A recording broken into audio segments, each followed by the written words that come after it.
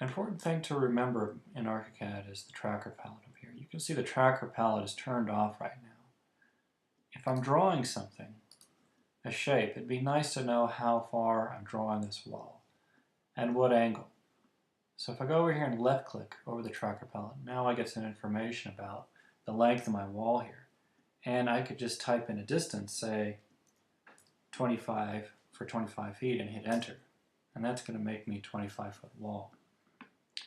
We can verify by using this other tool here called the measure tool. And you can just left click on a corner and go over to the other and hover over this corner. We can see, yes, that's 25 feet. Now, the measuring tool can do some other things. Say if we're in the door tool, and I go back in the measuring tool, I can hover over this point here. I'm just actually going to left click. I'm in the measuring tool.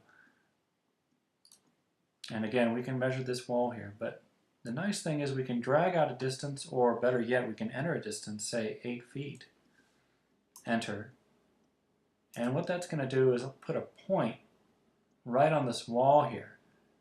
And I can left click, and I've now inserted a door. And remember, I can, where the eyeball is where the door is going to swing to. Same thing with a window. I'm going to go over here. Let's go into the window tool first. Back into our measuring tool. Left click. And I'll type out a distance of, say, 7 feet. Enter.